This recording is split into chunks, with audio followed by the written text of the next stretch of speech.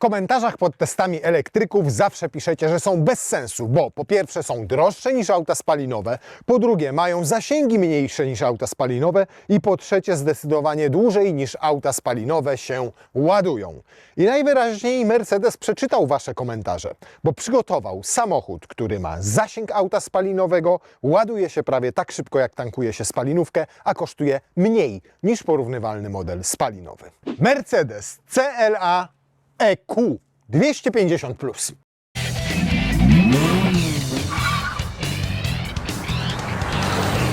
Wprowadzenie nowego modelu na rynek zawsze oznacza, że stary model możecie kupić taniej i nie inaczej jest w tym przypadku, ponieważ jak sobie wejdziecie na naszą platformę findcar.pl, zapraszamy Was na findcar.pl, platformę, na której znajdziecie sprawdzone auta nowe i używane wyłącznie od autoryzowanych dealerów.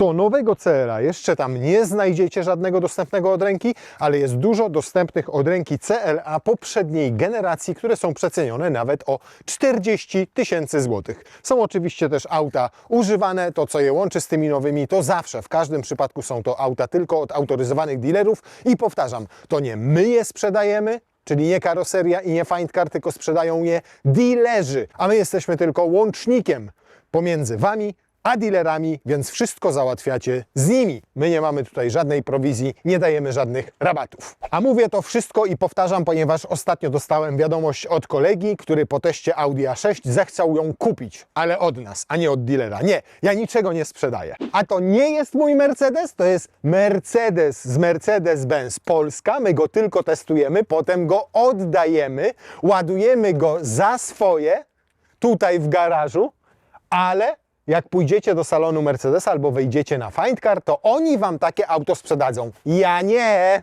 To posłuchajcie teraz tego. Prawie 800 km w cyklu mieszanym WLTP.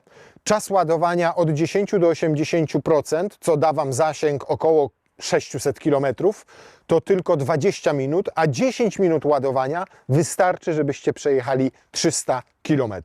I to wszystko za wyjściowo 210 000 złotych. Nasza wersja jest ciut lepsza, bo ta, o której przed chwilą powiedziałem, to jest z mniejszym akumulatorem, natomiast my mamy wersję CLA EQ 250+.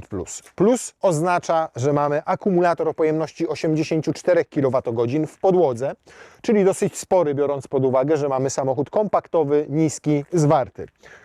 Po drugie, w tej wersji mamy mocniejszy silnik elektryczny na tylnej osi, który ma 272 konie mechaniczne i 335 Nm. Dopłacić do tego większego akumulatora i trochę sprawniejszego silnika elektrycznego trzeba 18 000 złotych, ale wówczas będziecie mieli ten wspomniany zasięg prawie 800 km. Ładowanie maksymalnie Mercedes mówi, jak podłączymy go do szybkiej ładowarki, na przykład 350 kW, takiej jakie ma na przykład Ionity, już również Greenway czy firma EcoN, to będziemy mieli to szybkie ładowanie. Natomiast jest tutaj sprytny komputer, który pokazuje, jaka jest temperatura baterii i zależnie od tej temperatury i tego, jaki jest jej stan naładowania, podaje wam, jaka to będzie rzeczywista moc ładowania, jak podjedziecie na stację. No więc w naszym przypadku, jak pojechaliśmy do Poznania, że i z powrotem, a nawet na chwilę do Niemiec, żeby sprawdzić rzeczywiste parametry tego samochodu, to pokazywał, że będzie się ładował z mocą 353 kW, ale w praktyce po podłączeniu zawsze mieliśmy w okolicach 280. Nigdy nie dobiliśmy do 300, nie przekroczyliśmy 320. Być może przy tych parametrach, kiedy bateria ma praktycznie 0%, rzeczywiście chwilowo będzie to 320 kW.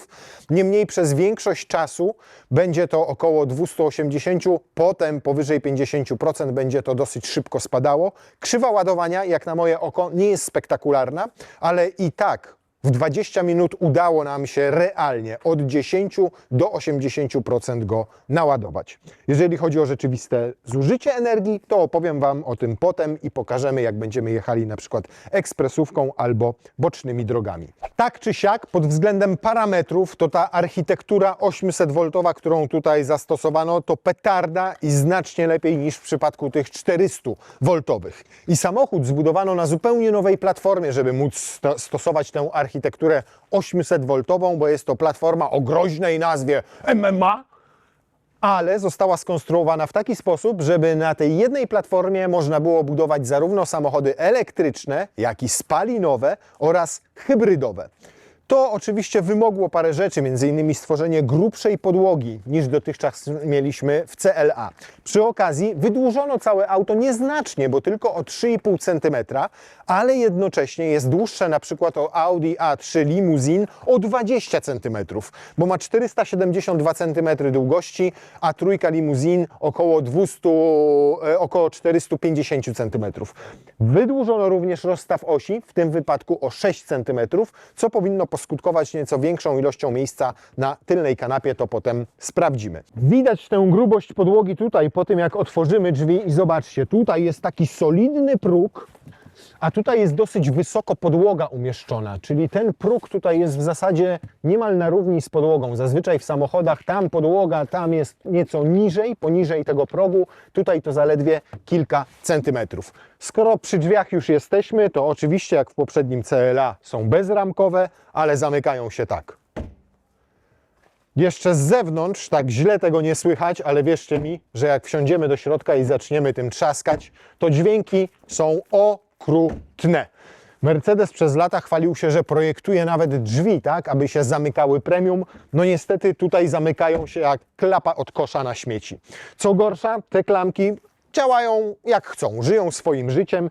Jak były takie duże opady śniegu i przyszła delikatna odwilż, a potem znowu ścisnął mróz, to nie chciały się wychylać, trzeba chuchać, skrobać, kombinować. Mało tego, jak teraz pochodzimy wokół samochodu, one się zamkną, a potem, żeby je otworzyć, to trzeba będzie tutaj macać, żeby w ogóle się otworzyły. Mamy również nową stylistykę. I to jest stylistyka, która, mówiąc zupełnie szczerze i otwarcie, nieco mniej mi odpowiada niż to, co mieliśmy w poprzednim CLA. Bo poprzedni CLA nawiązywał stylistyką do znacznie większego brata pod tytułem CLS i wyglądał bardzo elegancko i bardzo luksusowo. Tutaj aerodynamika wymogła zmianę kształtów. Wymogła tak, że mamy bardzo obły przód ze zlicowaną całkowicie atrapą, która ma świecące gwiazdki Mercedesa. Tu dodatkowo mamy listwę świetlną. Oprócz tego mamy światła do jazdy dziennej w reflektorach, również w kształcie gwiazdy Mercedesa. No ja rozumiem, że Mercedes chce podkreślić, że jest Mercedesem i jak pojawia się na drodze, to żeby każdy mówił Mercedes, Mercedes. Jeszcze oprócz tego tu jest jedna gwiazda, ale to było za mało, więc i jeszcze jedną tutaj przy masce. Mercedes Mercedesa Mercedesem poganiał. Normalnie jak koszulka, na której macie wszędzie logo Dolce Gabbana, DC. Wszędzie skarpety też i na podeszwie, jak podniesiecie podeszwę, jak klęczycie w kościele, to żeby babcia za wami też widziała, że to jest Dolce Gabbana. No po prostu trochę wiocha, szczerze mówiąc. Ale tak jak powiedziałem, niektóre z tych elementów po prostu zaprojektowano pod kątem aerodynamiki, w związku z czym wynosi ona naprawdę bardzo mało, bo CX to 0,24. Jak przejdziemy do tyłu, to też mamy w światełkach znaczek Mercedesa, czyli gwiazdę. Mamy oczywiście znaczek Mercedesa tu w tym miejscu. Mamy listwę świetlną. No i pozostawiam Wam opinię na temat tego samochodu. Nawet nie mogli się już opanować i nawet na podkładce pod tablicę zrobili gwiazdki. Nie jest to moja estetyka i uważam, że ten samochód będzie zdecydowanie szybciej przez taką stylistykę się starzał niż poprzednik. Po prostu za 3, 4, 5 lat będzie już niemodny. No ale może do młodszych stażem fanów motoryzacji to przemawia. Do mnie nie. Wysoki próg załadunkowy dosyć, jak widać, ale sam bagażnik ma 405 litrów, przynajmniej na papierze. Tutaj znajdziemy tylko jeden mały schowek, przewidziany z myślą o apteczce, zestawie naprawczym do kół, kamizelce, oczku z tyłu do holowania. Tutaj nie ma nawet żadnego wgłębienia. Tu jest z lewej strony siateczka, za którą można coś rzucić. Duże zawiasy wnikające i ograniczające przestrzeń w tym miejscu, natomiast fajne miejsce na trójkąt ostrzegawczy. Kanapa plus za kanapę dzieloną w proporcjach 40, 20, 40, więc można sobie złożyć środkową część i przewieźć dłuższe przedmioty.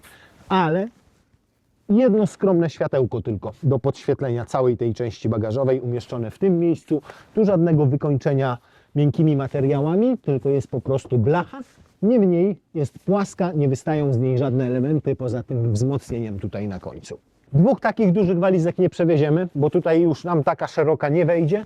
Wejdzie nam już kabinóweczka, jeżeli chcemy ją położyć w ten sposób. Też nam nie wejdzie, tak, ale wejdzie nam w ten sposób. Niemniej zobaczcie, już to wzmocnienie ogranicza możliwość wepchnięcia jej tam głębiej.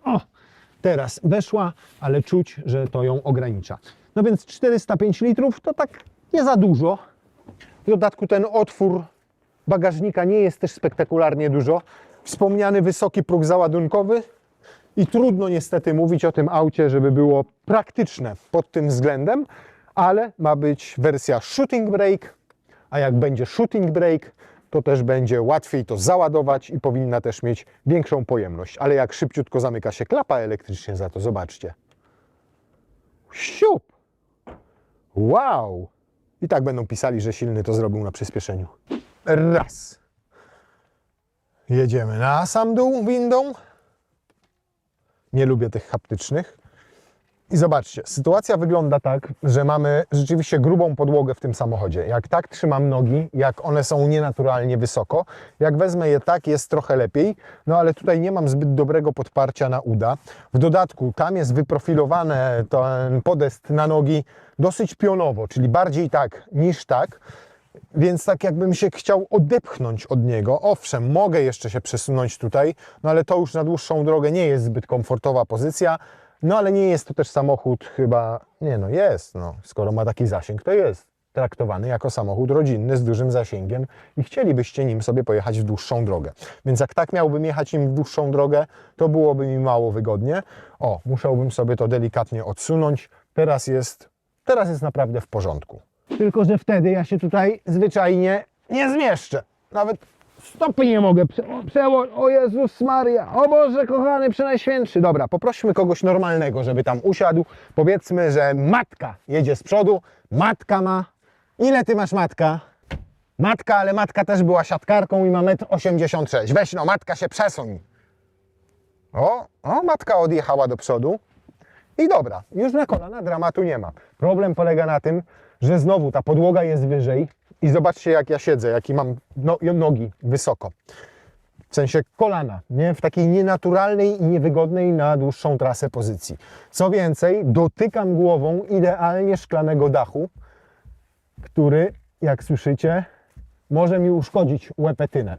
Nie mogę wsunąć stóp pod fotel, bo matka już zjechała tak nisko, że ten fotel prawie tam dotyka podłogi i moje stupiska tam nie wejdą. No nie, zdecydowanie tylna kanapa w tym samochodzie to jest dla osób, nie wiem, do 1,60 m.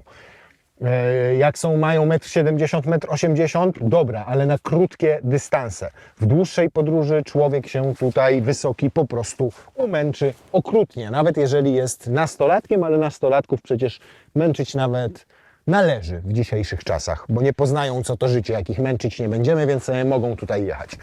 Podłokietnik, który w zasadzie trudno nazwać podłokietnikiem, bo podłokietnikiem nie jest. Podłokietnik, jak sama nazwa wskazuje, służy do trzymania na nim łokcia. Tu łokcia nie ma gdzie trzymać. Chyba że chcecie trzymać go centralnie tutaj, no trudno uznać ten skromny kawałek o powierzchni 2 cm² za miejsce, na którym moglibyście trzymać łokieć. Chyba że macie łokieć jak pęcina kurczaka, no to może jeszcze tak. Za to jest miejsce na telefon komórkowy. Niestety nie każdy telefon komórkowy, gdyż taki duży tutaj w etui się po prostu nie zmieści i tak będzie latał. Nie jest to podłokietnik, to jest trzymak do telefonu, nie każdego, i trzymak do kubeczków, nawet na espresso za to, tutaj po środku, w takim małym papierowym kubeczku. 2 gniazda USB-C, nawiewy i ładna tapicerka. Tutaj ta część zrobiona z czegoś pomiędzy alkantarą a mikrofibrą, z fajnymi wstaweczkami, z ładną, oczywiście nie naturalną, tylko już sztuczną białą skórą, czerwone przeszycia. Wygląda to fajnie i estetycznie. Bardzo łatwo dostępne ISOFIXy. Szkoda, że już wszyscy nauczyli się robić to na klapeczkach, na jakichś fajnych materiałowych zasłonkach, a Mercedes nadal to robi w najgorszy z możliwych sposobów, czyli zaślepkami, które potem giną. Jeździcie z otwartymi ISOFIXami. Bardzo wąski otwór drzwiowy. W dodatku te drzwi nie otwierają się zbyt szeroko, tylko tak pod kątem 75 stopni w kierunku nadwozia. Zobaczcie, jak ja tutaj wyglądam w tym otworze. No po prostu jest maleńki, więc umieszczenie tutaj fotelika nie będzie proste. Ale jeżeli chodzi o wykończenie tylnych drzwi, to naprawdę jestem pod wrażeniem, bo w tej klasie samochodów zdarza się tutaj prawdziwy, najzwyklejszy, prawdziwy to normalne, najzwyklejszy tandetny plastik, a tutaj jest czymś a la skórka z czerwonym przeszyciem. To też wszystko tutaj jest obite ładnym, przyjemnym materiałem, ładnie wkomponowano głośniczki opcjonalnego burmestera, nawet te wstaweczki wokół klamek są fajne. No wygląda to nieźle, estetycznie. Fiu, fiu. Tutaj patrząc na te drzwi można podsmokać, pozachwycać się, bo jest naprawdę nieźle. Niestety z przodu już takiego wrażenia nie ma. Zanim jednak usiądziemy w fotelu kierowcy, to jeszcze chciałem Wam pokazać to. Czyli 100 litrów franka, który dodatkowo powiększa bagażnik i proszę bardzo, wchodzi tutaj kabinóweczka bez problemu. Możecie siaty z zakupami tutaj wozić, nie będą bujały się po całym bagażniku. Wejdą ze 4 plecaki dzieciaków, więc rzeczywiście nieco możliwości pakunkowe samochodu ten Frank akurat podnosi. I fajnie to zrobili, bo podejrzewam, że z napędem na 4 koła, jak mamy wersję i tutaj jest silnik elektryczny, to ten Frank będzie mniejszy, bo siłą rzeczy podłoga pójdzie do góry. Jest wersja najmocniejsza, ona nazywa się EQ350 Furmatic, no wówczas dala. I naprawdę jest bardzo mocna, ale też kosztem zasięgu, bo w tamtej zasięg jest nieco mniejszy. Jak nie jedziecie na wycieczkę, to na co dzień możemy Cię wozić też tutaj sobie kable do ładowania. I od razu to otwieram, żeby przed czymś Was przestrzec i ostrzec. To jest największe gówno, jakie można sobie tylko wyobrazić. Ładuje to samochód po podłączeniu do gniazdka 230 V ze spektakularną mocą 1 kW. Próbowaliśmy w kilku gniazdkach, efekt zawsze był dokładnie ten sam. Myślałem, że może ma jakieś przyciski, którymi można sobie tutaj ustawić amperaż na przykład, ale nic z tych rzeczy. Tutaj jest napisane, że... Co tu jest napisane? O, gówno jest napisane. Nic nie jest napisane.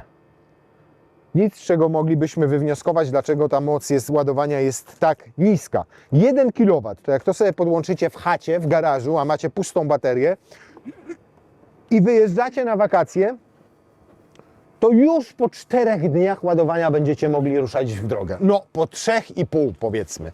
Bo 1 kW, a akumulator 84 kWh oznacza, że równe 84 godziny będziecie się ładowali.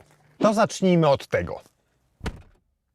To jest to, o czym mówiłem, czyli dźwięk zamykania drzwi. I powiem Wam, że przejechałem tym samochodem z 800 km, więc drzwiami trzaskałem jakieś kilkadziesiąt razy i za każdym razem, jak je zamykałem, to mnie jasny strzelał. No jakbym naprawdę miał Mercedesa, kupił go za własne pieniądze, to przypominałoby mi to o tym, jakie pieniądze zapłaciłem za jakie wykonanie. I niestety takich kwiatków jest tutaj więcej. Fajnie, pomyślicie, że zastąpiono piano wreszcie czymś stalowym. Tylko to stalowe już jest tutaj poobijane i nosi ślady z użycia, chociaż samochód ma raptem 10 000 kilometrów przebiegu. To nie, to na szczęście brudne, bo już myślałem, że zszedł lakier, ale to było tylko brudne. Nie podoba mi się kompletnie ta cała płaszczyzna wielka tutaj, która jest pionowo zrobiona i przypomina mi kredensy babcine. No nie mój styl po prostu. Nie podoba mi się to, że do tego wielkiego ekranu zobaczcie, jak mam daleko. Tu po tej stronie, jak mam coś zrobić, to ja w ogóle muszę w ten sposób się odchylić. Co więcej, nawet na postoju, jak chcę coś poklikać, to nie mam gdzie położyć łokcia, żeby było wygodnie. Muszę go trzymać wyżej, bo tu albo mi wpada w cup holder, albo walę w to twarde. To twarde irytuje jeszcze, jak jedziecie i trzymacie tutaj kolano, bo tu jest normalnie wszędzie plastik, w dodatku naprawdę wątpliwej jakości. To jest najtańsze tworzywo z recyklingu, jakie tylko mogli zastosować.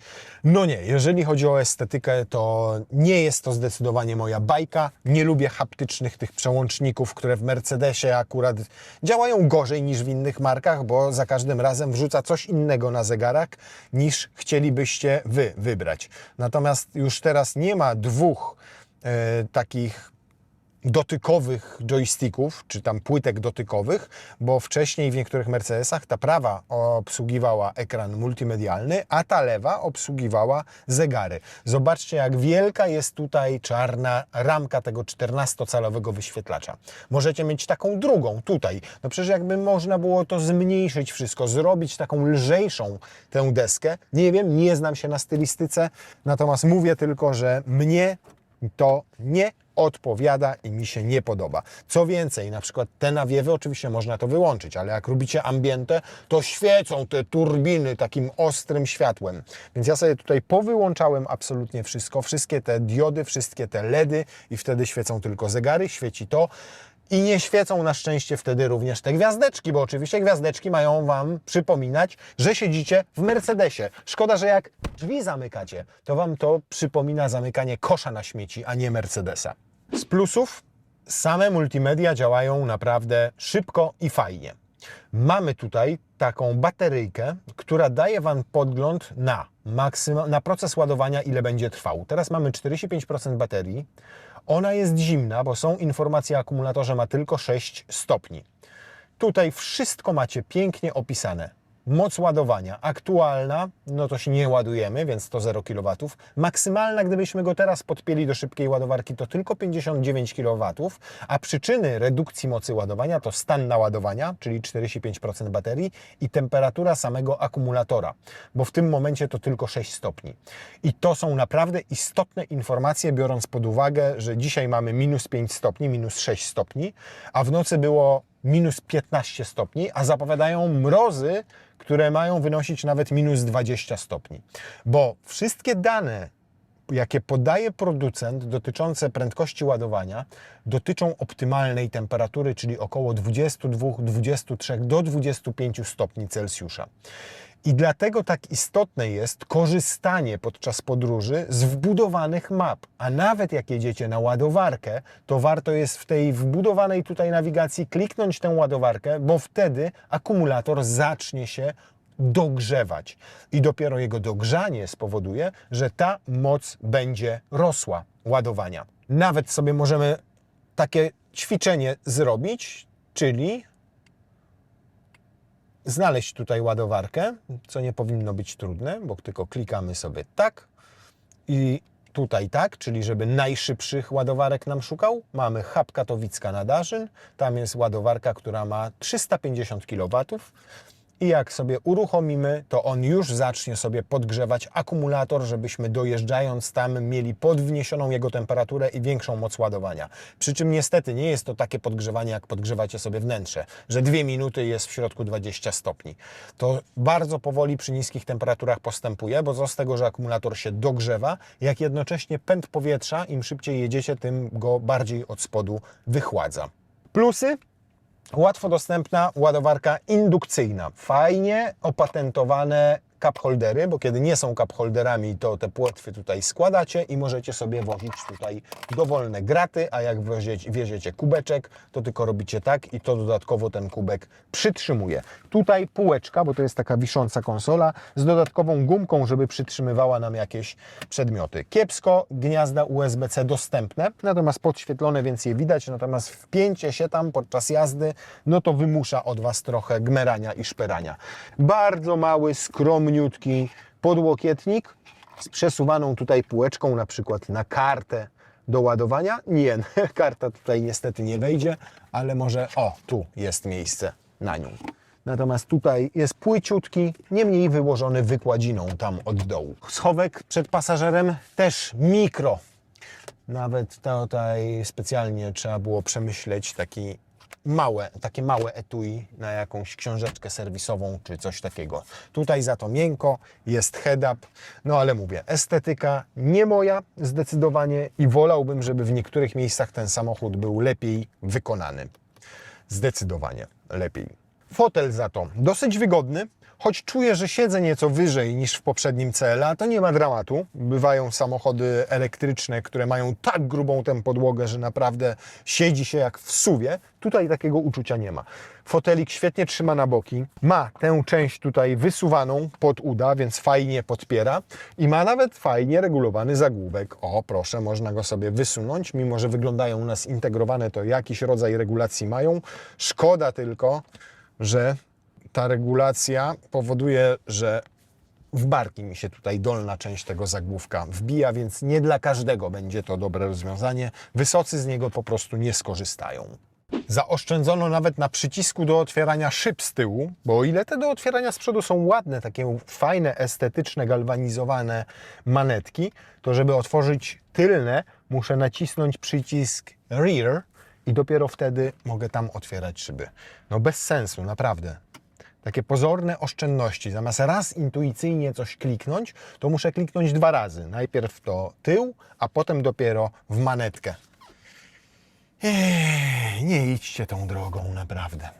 To takie bajery dla bajerów. Zacznijmy od tego, że Mercedes zastosował tutaj takie rozwiązania, które mają jak najbardziej ograniczyć zużycie energii. Po pierwsze, silniki nowej generacji, które są bardzo efektywne. Po drugie, poprawiona aerodynamika całego auta.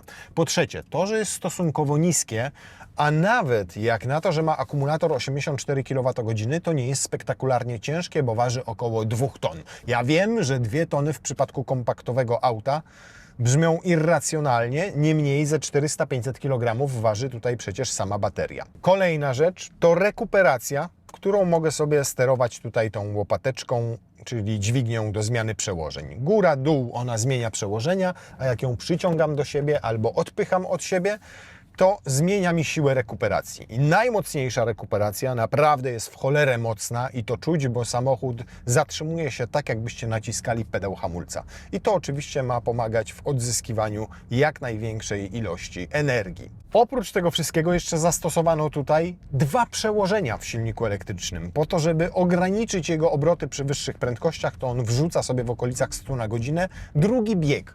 Obroty spadają i efektywność i zużycie energii mają być jeszcze mniejsze. Jeżeli chodzi o zawieszenie, jadę tutaj po tych wybojach i wydaje mi się dosyć sztywne, mimo że mamy 18-calowe felgi, a dostępne są nawet takie 20-calowe. Niemniej przy wyższych prędkościach ono jest bardzo komfortowe, aż za bardzo. Kiedy jedziemy 120-140, to wszystko jest w porządku, ale przy wyższych prędkościach auto ma tendencję do bujania się. Czuć to i przy hamowaniu, że się pochyla, ale czuć też przy bocznym wietrze. A nawet czuć cały czas na kierownicy, jak jedziecie stabilnie, że ono pracuje i wzdłużnie, i w poprzecznie, po prostu się na tych miękkich amortyzatorach ugina. No oczywiście trzeba było zastosować zupełnie inne rozwiązania w zawieszeniu niż w klasycznych autach kompaktowych, które ważą tonę 400 czy tonę 500, a tutaj 2 tony wymusiły zastosowanie innych rozwiązań, innych sprężyn, innych amortyzatorów i momentami właśnie przy wyższych prędkościach wpływa to, że samochód prowadzi się niepewnie, tak bym to nazwał. Ale to mówię, przy takich prędkościach powyżej 140 na godzinę, niemniej Mercedes sugeruje, że przecież możecie nim jeździć szybciej, bo zasuwa nawet maksymalnie 210 km na godzinę. Mamy oczywiście też tryby jazdy, czyli Dynamic Select od komfortu przez sport, eco i indywidual, który można sobie skonfigurować wedle własnego życzenia i wówczas napęd mamy komfortowy. Teraz na przykład układ kierowniczy komfortowy, ESP również komfortowe. No ale pojedźmy sobie w Dynamic Select, w którym? No w Eco, wiadomo, nie? Oszczędzamy energię. I wtedy czuć, że przede wszystkim zupełnie inna jest reakcja silnika na naciśnięcie pedału gazu. Ona jest taka delikatna, nawet jak trochę mocniej go wduszę i od razu czuć, że w tym trybie Eco jest inna reakcja silnika elektrycznego na wciśnięcie pedału gazu. Taka spokojna, nawet jak nieco mocniej wdepnę ten pedał gazu, to auto dosyć spokojnie się napędza. Bardzo lubię ten tryb i szczerze mówiąc on jest w zupełności wystarczający, bo nawet jak mu wklepię w podłogę, to on i tak zaczyna odjeżdżać. I pomimo tylnego napędu ma świetną trakcję. Naprawdę świetną, nawet jak jest ślisko, nawet jak jest zaśnieżone, nawet jak gdzieś tam pod spodem jest lód, to zaletą wielu elektryków jest to, że on sobie steruje wówczas uślizg kół i trakcję nie tylko samym systemem kontroli trakcji, ale przede wszystkim właśnie dostarczaniem mniejszej mocy na same koła. Mówiąc krótko, steruje sobie silnikiem elektrycznym i mam wrażenie, że jest to dużo skuteczniejsze rozwiązanie niż kontrola trakcji, przynajmniej w takim przypadku właśnie ruszania na śliskiej nawierzchni. Ile zużywa energii? Teraz mogę Wam powiedzieć, bo na przykład obróciłem nim do Poznania i z powrotem, kiedy na zewnątrz było minus 6 stopni Celsjusza. Najważniejsze to przy takiej podróży rozgrzać wnętrze samochodu, zanim ruszy się w drogę i w momencie, kiedy jeszcze jest podpięty do ładowarki. Jak wtedy jest nagrzany do 20 stopni, ruszacie i auto nie traci energii na podniesienie temperatury we wnętrzu z minus, nie wiem, kilku stopni Celsjusza do ponad 20. Zawsze na to, jak macie niepodłączone auto do prądu, zużyje kilka, nawet do kilkunastu kilowatogodzin, co oznacza skrócenie zasięgu nawet o kilkadziesiąt kilometrów. No więc ja ruszyłem sobie ze 100% naładowanym akumulatorem do Poznania. Naprawdę jadąc cały czas w okolicach tych 140-150 km na godzinę, przejechałem 300 km i miałem jeszcze ponad 30% akumulatora w Poznaniu. Po niemal 300 km. Więc na takie prędkości to jest naprawdę świetny rezultat. Pokusiłem się nawet, żeby pojechać do Niemiec i sprawdzić, jak to będzie wyglądało przy wyższych prędkościach. I wierzcie mi, że nawet przy prędkościach rzędu 160-180 km na godzinę nadal cały akumulator wystarczyłby na przejechanie około 300 km. Jak jedziecie te 140 w warunkach zimowych, to macie tutaj 400 km zasięgu. Ludzie z lżejszą nogą, którzy będą jechali 120-130, zrobią nawet 500 w tych zimowych warunkach. Myślę, że latem w ogóle jeżdżąc i kompletnie się nie przejmując tym, jak jedziemy, czyli to jest jazda eko, czy jak spalinowy, czy jak elektryk, będziemy w stanie przejechać 500-600 km na jednym ładowaniu. Mówię o drogach ekspresowych i autostradach, bo w codziennym, normalnym użytkowaniu wokół tak zwanego komina, to w ogóle będzie do zrobienia spokojnie te 700-800 km. Ale mówię, w warunkach optymalnych dla elektryka, czyli jak będziemy mieli wiosnę, lato, nawet jak będzie bardzo gorąco, to klimatyzacja nie zużywa tyle energii, co konieczność dogrzania wnętrza. Więc zasięgi naprawdę już rewelka. I śmiało można jeździć tym samochodem jak autem spalinowym, jeżeli się umiejętnie korzysta ze wszystkiego, co nam daje, czyli na przykład z tego planera podróży. Bo on naprawdę podgrzeje tę baterię i ładowanie jest mega szybkie.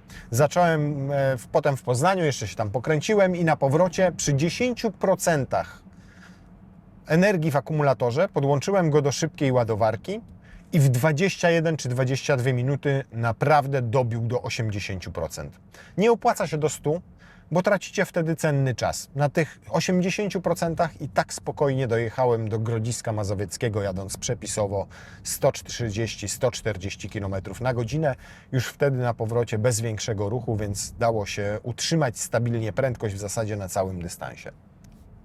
To pokazuje wszystko, jak w ciągu kilku lat niesamowicie zmieniła się ta technologia. Większa gęstość akumulatorów powodująca, że w mniejszym gabarycie jesteśmy w stanie więcej upchnąć kilowatogodzin. Bardziej efektywne silniki elektryczne. Do tego aerodynamika, a przede wszystkim te zaawansowane planery podróży, które Wam pokazują, gdzie się naładować, dbają o to, żeby odpowiednio szybko podgrzać akumulator. Zobaczmy, jak teraz wygląda jego stan. Zobaczcie, już maksymalna moc ładowania po kilku minutach jazdy wzrosła do 70-77 kW i cały czas sobie podgrzewa akumulator, już ma 9 stopni. Niemniej trzeba też sobie zdać sprawę, że to podgrzewanie tego akumulatora też wymaga zużycia pewnej ilości energii. Wszystkie elektryki jeżdżą dobrze, ale tutaj jakby podniesiono to poziom wyżej. On jest taki fajny w takim rozumieniu samochodu, który przenosi Was z punktu A do punktu B w bardzo komfortowy i spokojny sposób. On jest taki jakby czuły, ten elektryk, w sensie operowania pedałem gazu. Taki mięciutki, no taki jakby inny trochę. I to jest w nim fajne. To, co mi się nie podoba, to to, że siedzę w samochodzie, który ma ponad 4,70 m długości, więc już jest dużym autem, a ja czuję się w nim jak w typowym kompakcie. Po prostu nie mam tutaj za dużo miejsca. Taki sprawia trochę klaustrofobiczne wrażenie. Teraz zobaczcie zużycie energii. Jadąc tutaj bocznymi drogami 16,5 kWh, przy czym zwracam uwagę, że nadal mamy minus 4 stopnie Celsjusza na zewnątrz. Więc nawet taka jazda bocznymi drogami w sezonie zimowym, gdzieś tam po mieście, no to jak będziemy mieli te 16 kWh zużycia, to nam spokojnie starcza na przejechanie no prawie 6 razy 6, 36, no spokojnie 500 km robimy.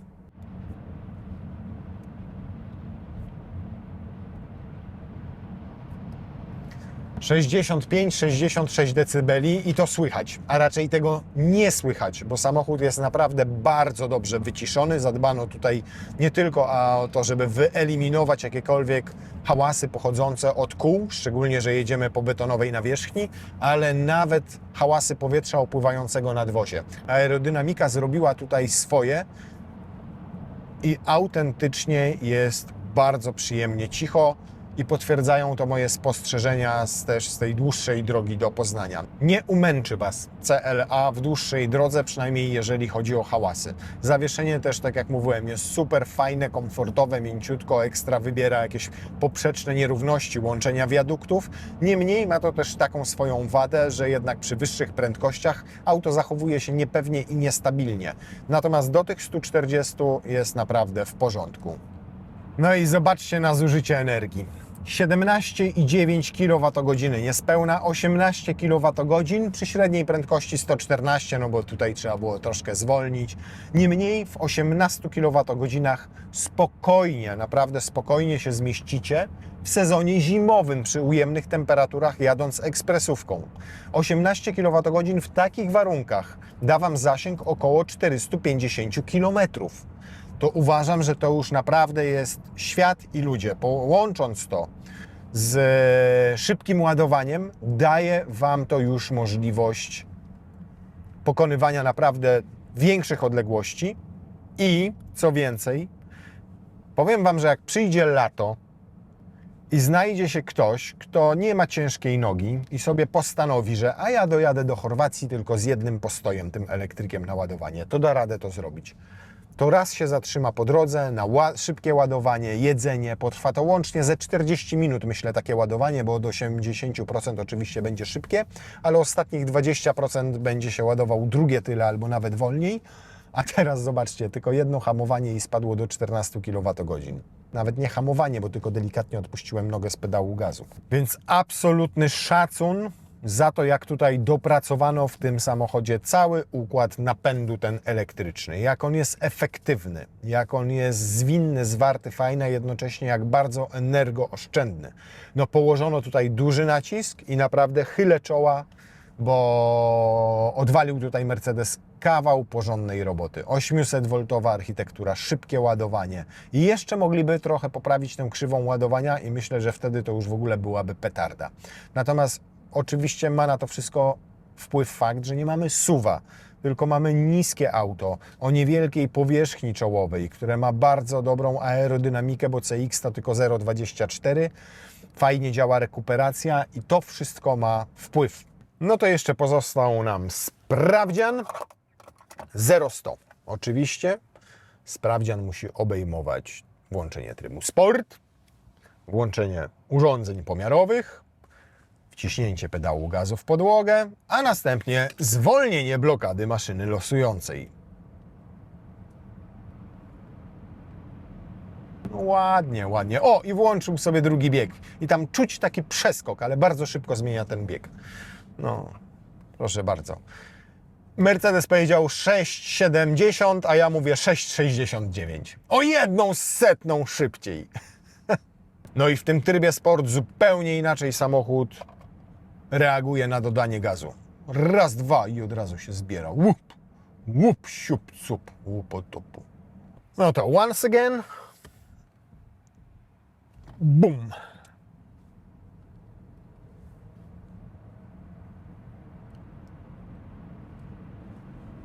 i takie 100 na godzinę i czuć to włączenie drugiego biegu. Czyli to też pozwala mu zdecydowanie oszczędzać energię. 6,74, cały czas wokół 6,7 sekundy, pomimo że mamy oczywiście samochód dopakowany paroma elementami pod tytułem burmestery, jakieś tam szmery, bajery, wzmacniacze i innego rodzaju udogodnienia. To wracamy do mojego ulubionego trybu Eco.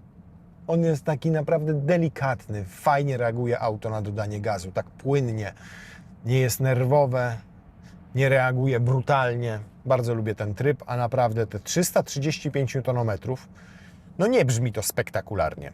272 konie też nie brzmią spektakularnie, a zbiera się naprawdę bardzo przyjemnie i dojeżdża do tych 270 szybciutko.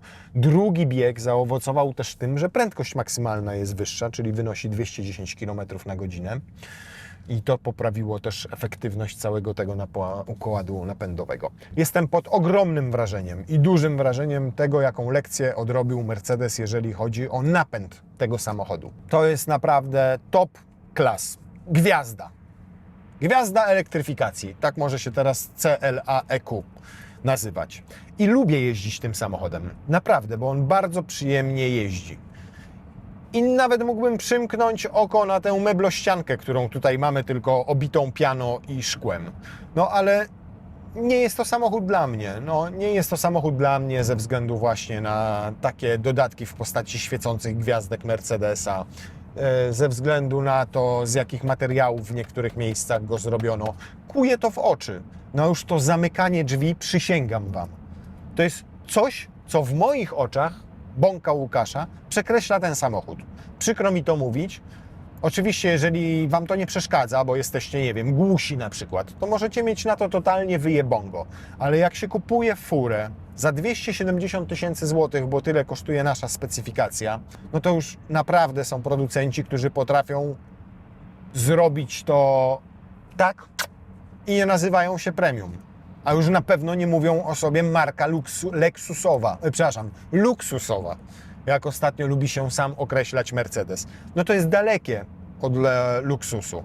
Więc mam wrażenie, że tutaj, jeżeli chodzi o zamykanie tych drzwi, tak jak powiedziałem, to wzorowali się na klapie od kosza, a niestety pomiędzy otwarciem tej klapy od kosza, a zamknięciem jej, to jeszcze wyjęli ze środka trochę plastiku i z niektórych jego elementów zrobili wnętrze auta. Niemniej i tak, jeżeli chodzi o jakość, to mam wrażenie, że jest lepiej niż było kiedyś w Mercedesach. Estetyka nie moja, ani z zewnątrz, ani wewnątrz. Natomiast jeżeli chcecie mieć Mercedesa, zależy Wam na dużym zasięgu, chcecie mieć naprawdę bardzo dobrego elektryka, to jest to świetny adres. I jeżeli się zastanawiacie nad kupnem CLA w wersji spalinowej, to naprawdę zastanówcie się raz jeszcze, czy na pewno ta spalinówka jest Wam potrzebna, kiedy tak dopracowano tutaj układ napędowy.